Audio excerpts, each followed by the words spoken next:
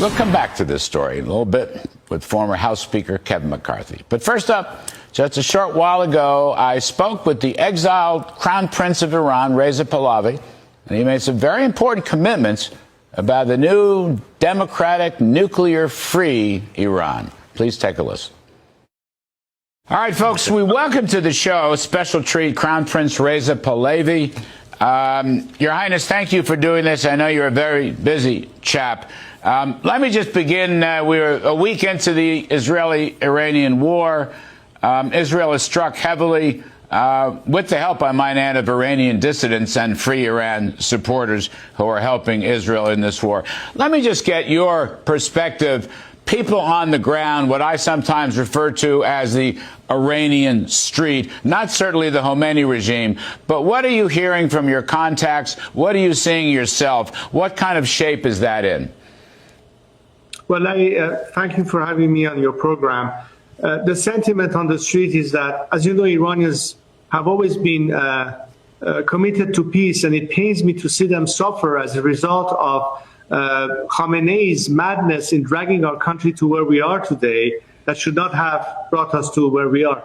Nevertheless, given the circumstances, they have also witnessed as a result of this military campaign, the regimes being completely decimated in many forms, and they see the signs of crumbling of the regime. In fact, we have had people from within the apparatus of the system, from the military side, from the intelligence community, even the civil bureaucracy, reaching out to me, sending messages that this is time for them to start defecting and come to the people, therefore relieving them from all these years of absolute control by the regime, trying to intimidate people and put pressure on them. They see an occasion rising for them, and they hope that this regime's weakening would also help them have a real chance this time to bring about the change that they so much desire.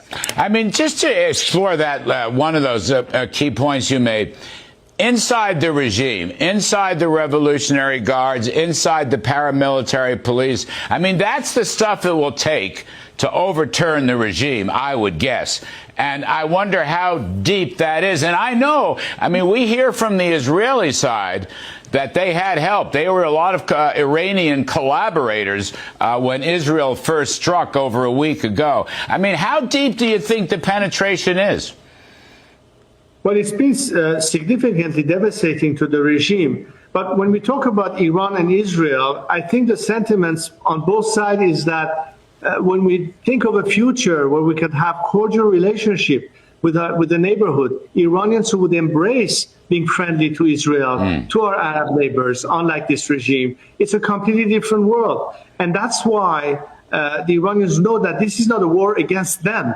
This is a war to, first and foremost, devastate a regime that has been so brutal. And in fact, it plays in the direction that people always hope for, that maybe this will be something that will help them finally have a more equal playing field. And I believe they're demonstrating that. What's important, however, Larry, and that's the main point of an argument I'd like to make, this is not the time to throw a regime that is on the verge of collapse yet again another lifeline. I think the most important thing for Iranians that are paying the price, that understand how costly it could be to them, ultimately know that the regime will not be given a second chance to survive, because this regime is not going to give up its pursuit of nuclear weapons, even if it means they have to purchase it elsewhere, because it's in nature of this regime. It cannot be trusted. At the end of the day, viable peace and a solution is to eliminate the threat once and for all. And this is the most important element when it comes to world diplomacy, looking at what is the ultimate solution to put an end to the nuclear threat and everything else. So, as you know, President Trump has drawn a very clear and firm red line. All of Iran's nuclearization must be destroyed. The uranium enrichment must be destroyed. Delivery systems must be destroyed. Everything must be destroyed. And that is likely to be the next step in this war, whether it's Israel or the U.S. and Israel or some combination. And I'm not smart enough to know, and the president hasn't made his, publicly at least, have made his decision. Now, my question to you, sir, is have you spoken to President Trump about this next step to destroy all of Iran's nuclearization. What do you think about that?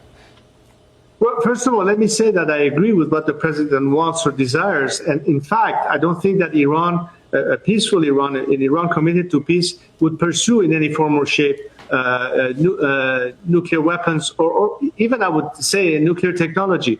Remember that Iran signed the NPT, and as a result of which we committed to non-proliferation, unlike this regime. So I don't see a nuclear future in Iran that will ever be a threat to our neighbors or to the whole world. And this is what I think we are committed to make sure that such a threat no longer exists, that will be committed to all the international treaties that Iran had signed, and we will continue on that path.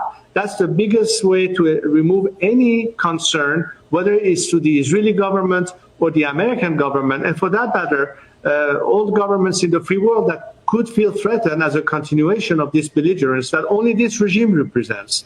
And so the path to ultimate resolve of the problem is to, now that the Iranians, as a result of this, the very weakened regime on the verge of collapse, have an opportunity to follow up on that, this is the time to send them all the signals that they need, that it's up to you now to show up to the plate. This is something that compatriots have been waiting for years, and now their moment has come. So you would be in favor of a denuclearized Iran? Definitely, no question about that. Okay, thank you. That's not in our national interest, and I think it will also resolve any concern of national security that the U.S. and its allies would have regarding this issue. All right, yes, sir. I wanted to go back, thinking now more about regime change and getting rid of the Khomeini regime. I wanted to go back to 2009, when there was massive protest, millions of Iranians in the streets. I covered it myself as a reporter and an anchor on a different network. That was a moment I thought it was a pity the United States didn't come to the aid of the Iranian street in those days. Can you compare the situation today with 2009? 2009 looked like there was going to be regime change, a revolution, an Iranian people's revolution. Are we anywhere close to that today? Is there any kind of organization today?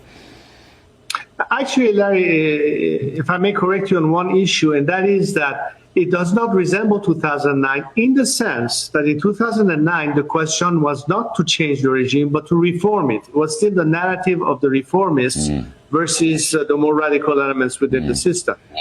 Whereas today, and several uprising by the people later, including the latest one, which was the Women Life Freedom Movement and the Mahsa Amini murder, has changed the entire discourse and narrative within Iran to the fact that even yesterday's reformists don't believe anymore in reforming this regime. They have come to the conclusion that we have to go beyond this regime. And that creates a national element of rallying around the purpose of putting an end to this regime towards a democratic alternative, which will then guarantee not only to the Iranian citizenry all of their rights, but also will put us on a path to change course completely in the different direction that this regime has taken us to.